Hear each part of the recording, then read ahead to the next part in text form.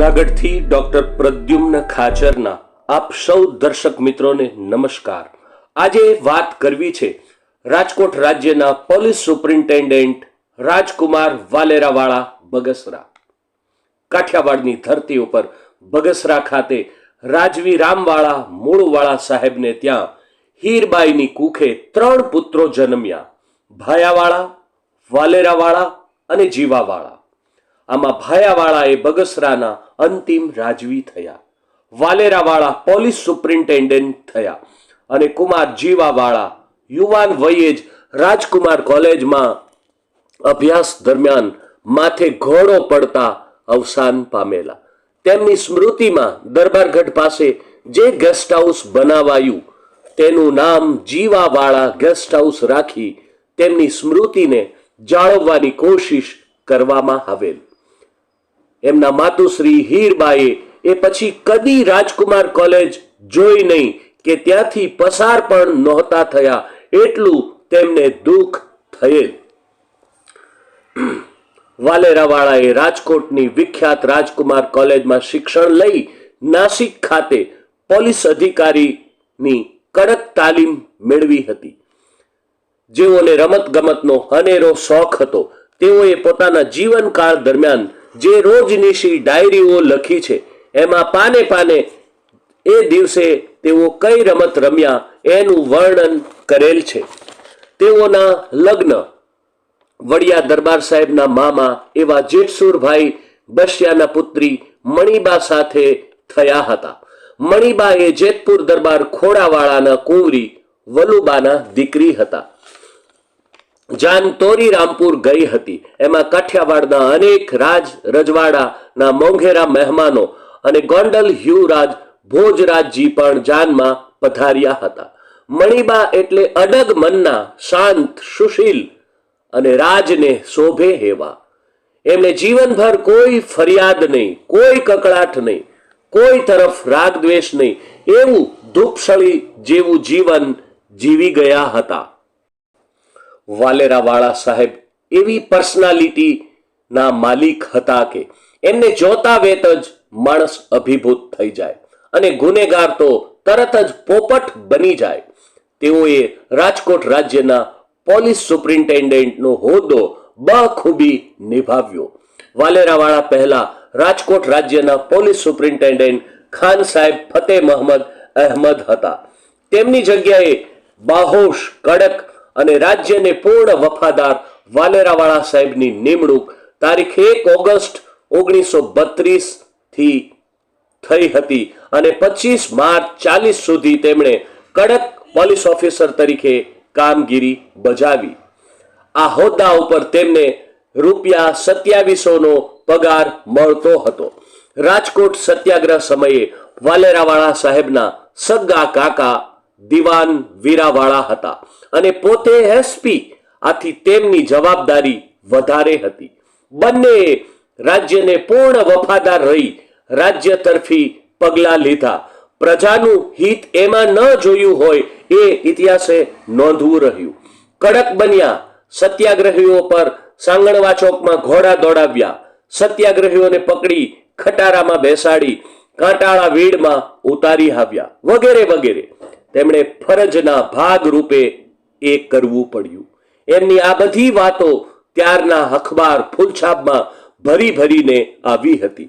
એ સ્વાતંત્ર્ય સેનાની નહોતા, રાજ્યના એક અધિકારી હતા, એથી તેમણે તો રાજ્યની તરફેણમાં જ ફરજ અદા કરવી પડે। એ બધી જ ફરજ પોતે અદા કરી, જેની એ સમયની રોજનીઓ જાણતા હોય તે તેમની પરિસ્થિતિ અને મનોસ્થિતિ સમજી શકે છે। આ જે ન જાણતા હોય એવા લેખકો અને સ્વાતંત્ર્ય સંગ્રામનો ઇતિહાસ લખનારા એટલે વાલેરાવાળા સાહેબને કદાચ ન સમજી શક્યા હોય। રાજકોટ સત્યાગ્રહ સમયે કસ્તુરબા ગાંધીને સણોસરા ખાતે નજર કેદ રાખેલા અને કસ્તુરબા રાજકોટ ખાતે તેમના બંગલે ઘણીવાર મણિબાને મળવા આવેલ કે તમે બા દરબાર સાહેબને સમજાવો, ત્યારે મણિબાએ જવાબ આપેલ કે અમે રાજકીય બાબતોમાં કે નોકરીની બાબતોમાં જરાય માથું મારતા નથી. તેઓએ કડક રહી રાજ્યની વફાદારીમાં જ કામ કર્યું. આજે કોઈ એસપી સરકાર સામેના કોઈ આંદોલનમાં કોના તરફી કામ કરે, રાજ્ય તરફી કે આંદોલનકારી તરફી, એવી જ ફરજ તેમણે અદા કરી. નકશી પ્રમાણિક ઓફિસર એ હતા. બહુ મોટી મિલકતો પણ ભેગી કરી નહોતી. પોતાના ગામ ગરાસ અને પિતાશ્રીની દીધેલી મૂડી અને થોડું જર ઝવેરાત હતું. વાલેરાવાળા સાહેબે રાજકોટ સત્યાગ્રહ પછી પોલીસ સુપ્રિન્ટેન્ડન્ટનો હોદ્દો છોડી દીધેલ અને તારીખ 31 જાન્યુઆરી 1940 થી 2/5/40 3 મહિના દિવાન સાહેબના સેક્રેટરી તરીકે પણ રહેલા. એમને ત્યારનું વાતાવરણ અને રાજનીતિ બહુ ફાવી નહીં અને નોકરી છોડી આખરી શ્વાસ સુધી સમાજ સેવામાં જ વિતાવી. રાજકોટ ખાતે તેઓ આજની જીટી સ્કૂલ પાસે આવેલા 2 બંગલા, એક દિવાન બંગલો અને બીજો પોલીસ સુપ્રિન્ટેન્ડન્ટનો બંગલો, એમાં રહેતા હતા. રાજકોટ સત્યાગ્રહ સમયે ત્યાં અવારનવાર મહાનુભાવો આવતા જતા હતા. વાલેરાવાળા સાહેબે માત્ર 2 જ હોદ્દા ઉપર કામ કર્યું. આપણા કેટલાક મહાનુભાવો રોજનીશી લખતા હોય છે, જે સમય જતા ખૂબ જ મૂલ્યવાન અને પોતાના પરિવારજનો માટે તો ઓળખ દર્શક બની જતી હોય છે. વાલેરાવાળા સાહેબને પણ રોજનીશી લખવાની ટેવ હતી.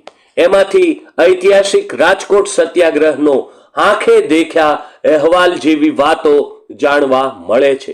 આજ સુધીમાં આ રોજનીશીનો કોઈ પણ સંશોધકે સત્યાગ્રહના લેખનમાં ઉપયોગ કર્યો નથી. માત્ર જેઠાલાલ જોશીની ડાયરીઓનો ઉપયોગ કર્યો છે. રાજકોટ સત્યાગ્રહની નવીન વાતો એમાંથી જાણવા મળે છે. કેટલાક નિર્ણયો, શબ્દો હવે ઇતિહાસમાં બદલવા પડે એવી રસપ્રદ વિગતો આ રોજનીશીમાંથી સાંપડે છે. આ ઐતિહાસિક રોજનીશી દરબાર મહેરામવાળા સાહેબે રાષ્ટ્રીય અભિલેખાગારને ભેટ આપવા સારી મથામણ કરી પત્ર વ્યવહાર કરેલ, પરંતુ ત્યાં રોજનીશી પહોંચી નથી. બાકી દુનિયાનો કોઈ સંશોધક આ ઐતિહાસિક લડતની વાત આ રોજનીશીમાંથી એક પોલીસ ઓફિસરે લખેલી વાતો જાણી શકત. આ 2 વર્ષ સિવાયની તેમની રોજનીશીમાં સામાન્ય જીવનની વાતો નોંધાઈ છે, જે ઇતિહાસ માટે બહુ અગત્યની નથી. જ્યારે હિન્દુસ્તાનને આઝાદી પ્રાપ્ત થઈ ત્યારે સૌરાષ્ટ્ર સરકારની ચૂંટણીઓ યોજાઈ. તેમાં પોતે એક અગત્યનો રોલ ભજવ્યો હતો. તેઓ બાબરિયાવાડ પંથકમાં ઊભા રહેલા, પણ તેમાં કંઈક દગો થતા તેઓ હારી ગયા. એ દગો એમના હૃદયમાં લાગી ગયો હતો. ચૂડા દરબાર ભાભાવાળા સાહેબ અને રાજકુમાર વાલેરાવાળા સાહેબ બંને સગા માસિયાઈ ભાઈ હતા.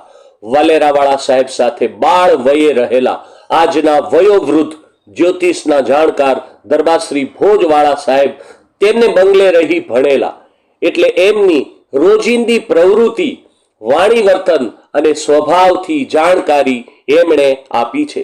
ભોજવાળા સાહેબ જણાવે છે કે વાલેરાવાળા સાહેબ ખૂબ જ સરસ અવાજથી બોલતા, કોઈને તુકારે બોલાવે નહીં. અમે ભણતા તો કોઈ શિક્ષક ભણાવવા બંગલે આવે, ત્યાં આવી અભ્યાસનું પૂછે, બધા સાથે પ્રેમથી વાતો કરે, રમતો રમે. નોકરીમાં શિસ્તના આગ્રહી, રોજ વહેલા ઉઠી નાઈ ધોઈ કસરત કરી પૂજામાં બેસે એવા ભગવત પ્રિય વ્યક્તિ હતા.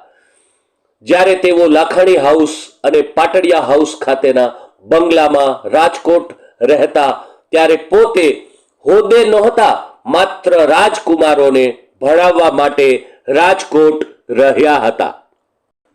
જ્ઞાતિ નેતાનું એક સફળ લક્ષણ છે ખરા સમયે ગમે તેવી પરિસ્થિતિમાં બહાર આવી જ્ઞાતિ હિત માટે મથતા રહેવું, લડતા રહેવું. જ્યારે આઝાદી પછી રાજકોટ ખાતે ગરાસદારી સત્યાગ્રહ શરૂ થયો ત્યારે વાલેરાવાળા સાહેબની તબિયત બરાબર નહોતી. ડોક્ટરોએ સંપૂર્ણ આરામ લેવાની સલાહ આપેલી, પરંતુ આ સમયે તેમની હાજરી ત્યાં ખૂબ મહત્વની હતી. આથી તેમણે એ બધી જ મુશ્કેલી અને ડોક્ટરોની સલાહને હડસેલી દઈ રાજકોટ પહોંચી ગયેલા અને મોરચો સંભાળી લીધેલ. અરે એટલું જ નહીં, જેલવાસ પણ ભોગવ્યો. જેલમાંથી છુટકારો થતા તબિયત લથડવા લાગી, છતાં પોતે અડગ મનના થઈ રોજબરોજના કાર્યક્રમોમાં ભાગ લેતા જ રહ્યા. પરંતુ તબિયત વધુ બગડતા મુંબઈ સારવાર લેવા જવું પડ્યું. ત્યાંથી બગસરા પરત આવ્યા, પણ તબિયત વધુ બગડતી જતી હતી. બગસરા આવ્યા અને ઝરૂખાવાળી ડેલીના ઉપરના રૂમમાં તેમને રાખેલ. ડોક્ટર માર્ટિન જૂનાગઢથી અને રાજકોટથી જર્મન સર્જન કેશુભાઈને બોલાવી નિર્ણય કરાયો કે હવે શું કરવું.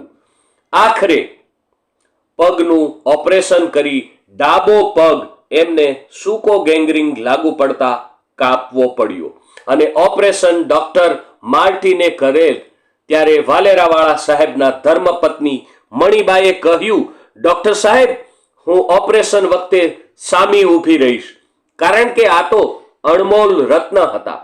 ક્યારે શું થાય, રાજકારણમાં હોવાથી દગો પણ થઈ જાય, કદાચ એવી દહેશત હતી. ડોક્ટર માર્ટિન કહે, બા, આપ એ ન જોઈ શકો, એ પરવાનગી હું નહીં આપું.